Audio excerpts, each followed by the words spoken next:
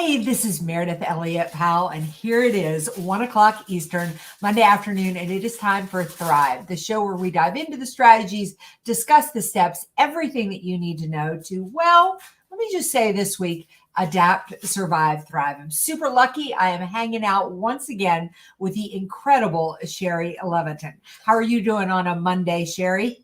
I'm doing pretty good, but as you know, I busted up my ACL here, so had a little ski accident, and I'm out for the count, but my attitude's positive. Yeah. And as we say, who's got time for surgery? Because we got a lot of selling to do. You were asking me back there in the green room what I was going to ask you today. And I said, I wasn't really sure, but what I wanted to do was have a conversation about sales and how it's changing and what we're kind of looking at for 2022. So I'm going to hit the intro video. We're going to listen to that, give you, I don't know, maybe 20 seconds to think, and then we'll bring you back and actually go live. Sound good? Sounds great, Mayor.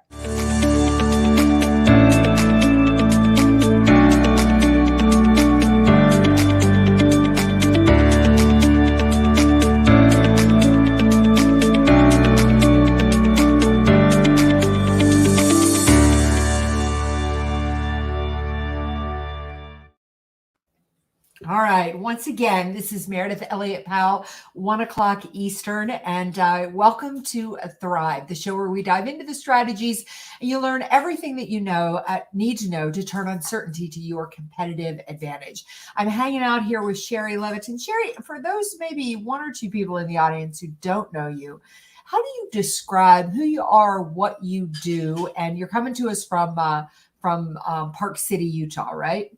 Yeah, well, I'm going to describe what I do the way I teach sellers to describe what they do. Nice. So let me just say that the biggest mistake sellers make, you're on a plane, maybe you go to a party, an event, maybe now it's a Zoom event, and people ask you the age-old question, what do you do? Well, we tend to have three automatic responses. The one is what I call commodity Connie. And commodity Connie means well, but she'll say, I'm in business development. I'm a seller. I'm a sales trainer. And the problem with commodity Connie is it's not about the customer. It's about you. And what happens in the mind of the customer, Meridith, is they go, oh yeah, my aunt does that. My girlfriend does that. And so you're not differentiated. You're not special. And more importantly, nobody's curious to hear more. Now, the second type of response is more of what I call a precocious Peter. And I love these on the LinkedIn profiles. I'm a serial entrepreneur. I'm like waiting for the Cocoa Puffs, the Rice Krispies, and a philanthropist. I have so much money. I just give it away. It's this very arrogant, put offish when we start talking about, I only deal with Paula persnickety. She'll only deal with me on account. It's like we turn people off.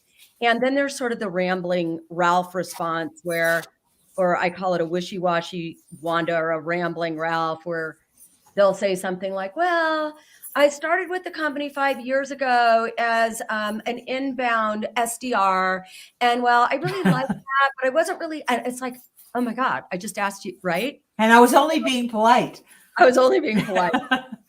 And if you haven't done this yourself, you've certainly had people say it to you. And when somebody asks you what you do, sellers, you have an opportunity to create interest and go beyond what I call an elevator speech to a chairlift speech. I live in a ski mountain. You want it to last longer. You want to pique their interest, particularly if you have a possibility of engaging them if you're at a conference or whatever the case may be. So you want to create curiosity. I call this, and I'm actually speaking with you on this very subject in Vegas, I call this an outside-in approach. So rather than talking about us, what if we were to flip the script and make it about the customer? Now, and then there's a thought, make it about the customer. There's a thought. So what you would do is you would start and you would flip the pronoun. You would shift the pronoun to, instead of I do this, I am a sales development rep, you would say, companies use our services who? You would start with the company, because then the customer can put themselves in the mindset of the company. And then you tell them step 2 is You tell them what problem you solve and what results you've had. So it's very, very simple. But as my mentor used to say, it's simple, but if you're not doing it, it's advanced. So in answer to your question, Mira, I might say companies hire us who want to make the rest as good as the best. Many companies, and I have different ones depending who my audience is. For these purposes, I would say companies hire us. I would say Fortune 500 companies hire us, if you can be more specific, who want to make the shift to a hybrid world. Many companies are finding that they're just surviving instead of thriving in this new hybrid world. So we help companies increase their win rates by over 18% with some of our approaches. What 18%? What do you mean? Right. You've totally piqued the interest of the person. And it's true, right? This is what we do.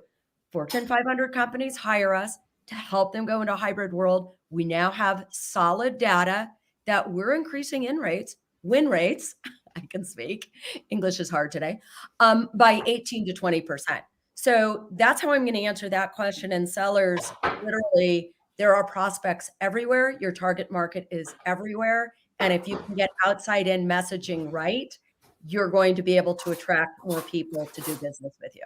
Okay, I love the term that you just used, because I want to, everything that you're talking about really dives into the fact that, sales has really changed. It's not exactly the same game we certainly were playing 3 years ago, but I would argue it's not even the same game we were playing a year ago. What exactly do you mean by, you just said something very intriguing there, getting your outside messaging, inside messaging? How exactly did you phrase that? I said, take an outside in approach. Okay. And you always want to start with what's in it for the customer. Nice. Here's a really fun exercise that actually we're going to be doing in an upcoming masterclass that you and I are doing together, shameless self-promotion. But a really fun exercise that we do is we have people write down all the features and benefits of the products that they're selling. So I would even invite you right now, take out a piece of paper, unless you're driving, and write down the top 3 to 5 features and benefits of the product or service that you're selling. And if you were to do this with 5 other people in your company, they'd no doubt be very similar. Right. Right. I mean, you're selling, even if you're selling a competing product, if you're selling if you're selling cars, if you're selling a certain software, if you're selling real estate, no matter what it is you're selling, your features and benefits are going to be very similar, right? Great service, best in class, all of these things. And then I might challenge you and say, if the features and benefits of what you're selling are identical to that of your colleague or coworker, now look at all of the people that are in your company. Are there 50 sellers, 500 sellers, 5,000? Why is it that some of them are making 60,000 a year and others selling the same features and benefits are making 600,000 a year? Why is that? And there's one reason for it. The best sellers in the world focus on the what's in it for the customer. And that what's in it for the customer is always emotional, always. So does sales always begin with emotion? It does, because we're emotional beings, and we can say that we're logical we want, but if you look at the way the brain is constructed, we filter out information through our limbic system. So we're filtering information, and we've got our own biases and our own emotion. And that's why if we don't like somebody, so if somebody doesn't like a salesperson, as an example, they're not going to like the product. I always say, before people decide what they think of your, before people decide what they think of your message, they decide what they think of you. So we have like the likability bias, and these are all emotional shifts. And I will tell you, it's much more difficult virtually. And that's why one of the things that we're going to be talking about in our upcoming webinar is, what are the major shifts focusing and moving into a hybrid world? When we're selling across a computer screen, I can tell you there are 4 major shifts sellers have to make, and leaders, we need to be aware of them because we're the ones that need to be training on it. And training is different, right? It's completely different. And too many people are taking what they did, what they perfected in a face-to-face world where you could take somebody to lunch, play golf, have a, big whiteboard, and they're going, okay, now we're just going to press play on Zoom and it's all going to go well. And what we're seeing is companies and big companies, big and small, in all different industries, when they adopt that strategy of just taking what they did live and putting it on a Zoom call or a Teams call or whatever platform you're using, their numbers not only aren't going up, they're dropping substantially because they don't know the distinctions and the nuances of what they need to adapt in order to survive and thrive. Shari's giving you some really great information here. And if you are looking for more, and I hope you are looking for more, because you notice I'm not going to allow her to go too deep here. She and I have teamed up. We're going to be doing a free webinar, a masterclass. That's right. I said free. Free. No. We decided bed for free. I know you don't get out of bed for that much money even. Yeah, but you know what? You and I were talking and we decided that this year's got a lot of challenges in front of it. And we really wanted to, I don't know about you, but I was just on a call with a client on Friday, and they said, we really need you to bring the hope to this group that this can be a great year. And I said, that's easy for me to do. I said, I feel it in every bone of my body that this can be an amazing sales year, but you have to understand how to sell in 2022. And you and I are going to be delivering some really solid, concrete information. I'm going to tell you, Shari, I don't think it's strategies I find anywhere else. We're going to be doing that January 20th. You see going across the bottom of this live stream how to sign up for that. But let's talk a little bit more about that, why we wanted to do the program and some of the biggest challenges we're seeing salespeople face today. There's really 4 major challenges. I'm actually going to add one because I've just now seen it for the last 2 months. See what I mean? See how relevant this content is? All the time, right? And yeah, constantly. You've got to keep up on it. I would say one of the biggest challenges right now that I'm seeing is, Gartner tells us that the average number of decision makers in a B2B sale, this is staggering to me, has gone from 5 decision makers to 11. I was just talking to one of our big clients today. They sell software into hospitals, and they were telling me, they've got to convince the CMO, the CIO, the CFO, the CTO. I joked, and the CGO, the chief glum officer, the one who says it'll never work. But when you have all of these decision makers, one of the biggest challenges is people don't have time today. They're time starved. They're going from meeting to meeting. We think Zoom gives us more time. It actually gives us less time. Yeah. And what's happening is access to decision makers is harder. And I'm finding that sellers are often spending and wasting hours and hours of time with people that could never make a purchasing decision, and they don't know how to get consensus with the other 10, I don't care. There's usually 2 or 3.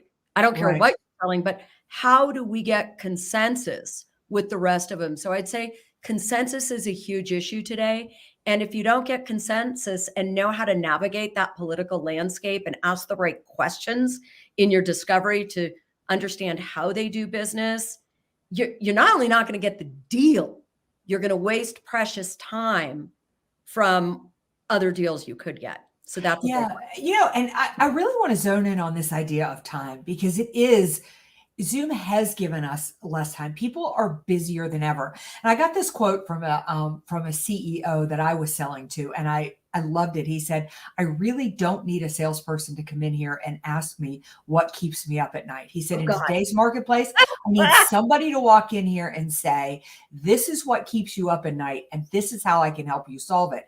So another big place I feel like salespeople are missing the boat these days is they're still asking questions that they already should have gotten the answers to. That is so bang on. And I've been working with, we've got a new intern. She's so smart and so fabulous. She might be watching. And we were talking about that and how that applies to everything you do. Mm-hmm. Your discovery, when you are discovering from somebody, there's a certain amount of information you should have already researched. And otherwise, it's an insult, quite frankly. It's available, it's online. When I started selling, we were the purveyors of information, right? Right. And the customers are the only ones who could give you information today. If you don't do your homework, they think you're completely incompetent. And why would they give you their time? Yeah, Why would they? exactly. So, but there's frameworks for that. And we're going to go through there's a level or a hierarchy of information that you need to gather. And so what I'm finding is a lot of salespeople know this concept intellectually. Oh, I got to go on LinkedIn and find something and say, oh, you went to the University of Colorado? Me too. Go bus. That's not enough, right? Like that's rapport 101. There's actually 5 pieces of information that you need to get, and you need to get them in the right order before you ever meet with anybody for the first time, before you send an email, before you send a LinkedIn request with a decision maker. And if you don't get it right, again, you're going to be just wasting your time. And that's the most precious thing we have is our time. Yeah. And if you waste the customer's time, you're not only going to blow that sales call, you're not going to get back through the door. You know, the other thing that we're going to be covering in this class is how do you stay one step ahead in a marketplace that is constantly shifting and constantly changing? How do you start to control change rather than having all the change in the marketplace controlling you? One of the most interesting things I think is that we all know that the marketplace is moving at rapid speed, yet we're sitting there waiting for the change to happen, Right. which is antiquated. You got to be one step ahead. If you want to be of value to your prospects and customers, you need to be predicting what is happening in the marketplace. I feel like more than ever, it is like a 1% of salespeople that are getting out ahead, that really understand what it takes to be valuable to customers today. Yeah, absolutely. You know, and this whole notion, this outdated notion, and I get LinkedIn requests probably 3 or 5 a day. Hi, Shari, I'd like to set up a 30-minute phone call with you and discuss your business goals and objectives. Sign, you've never heard of me. Like, oh boy, I'm looking at my calendar today and I want to meet with Sally Stranger and tell her all about my goals, dreams, and objectives. Not. Right. It doesn't work. So Sally needs to give me value in exchange for my time. Mm-hmm. We're going to be talking about how do you do that? How do you find insights? How do you create value? And I'll give you a hint. You got to do the work. Yeah. You got to do the work. But there's ways of doing the work. And we're going to give you all of these great frameworks for exactly how to bring value and insights in all of your communication. Do you know what I think is one of the most fascinating things about an uncertain marketplace is that people are looking to buy and looking to spend money because people have bigger problems than they do in a good economy. I mean, they have things in front of them that are big, that if they don't solve them, they're not sure they're going to be here this time next year. But salespeople are using traditional methods to try to get people's attention. Now, so the irony is your customers have a bigger need than they've ever had. Your messaging is off, so you're not getting through the door to solve that problem. Yeah, and you said something that was so interesting, Meridith, and we all need to learn all the time. I learn from you all the time, and you said something really interesting. In fact, I wrote it down on my board. It was so good on my whiteboard so I could look at it, and that is that a lot of times sellers are solving the problems of last year or the year before. And even though your product, this was the tweetable that you said, even though your product hasn't changed, the problems you're solving for have. Absolutely. Bang. So true. And so we're calling up, okay, here's the 3 to 5 problems I'm solving for. And yet, if you don't know how to uncover what the new problems are, you can't solve them. No problem, no sale. Yeah. And again, you're not going to be relevant to the customer. So you're going to look like a commodity when you're in there. You're not giving the customer a reason to choose you over the competition. And you're not giving them a reason to take price off the table. Oh my God. Again, I mean, there's nuances. There's ways you need to be doing that. And Shari, one reason I really wanted to partner with you is that I just feel like our content is so on point, and it's just not information that I find anywhere else. It's like a Reese's peanut butter cup, Mare. That's right. Well, because you're going to be talking big picture, Right. and I'm going to be talking practical and tactical.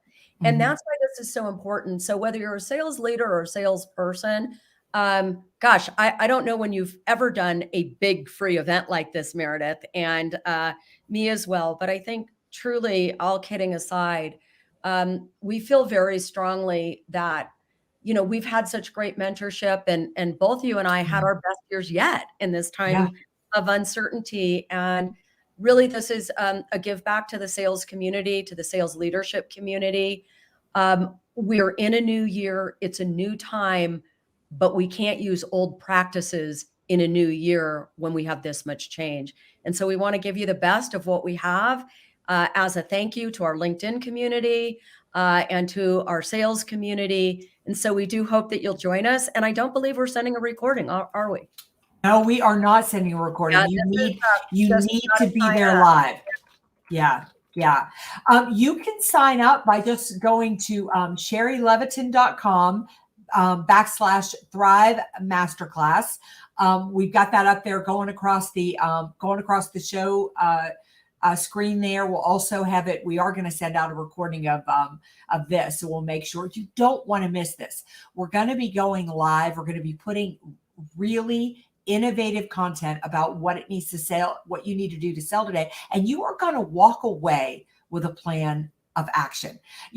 Shari's been talking a lot about the structure we're going to give you, the strategies we're going to give you, the tools we're going to give you.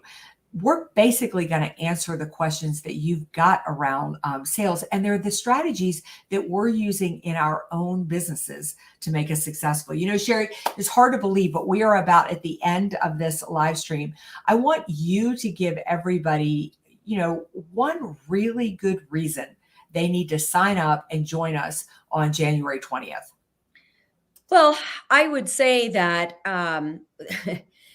look at the statistics, guys. The pandemic's not over. I mean, who would have thought this in a million years?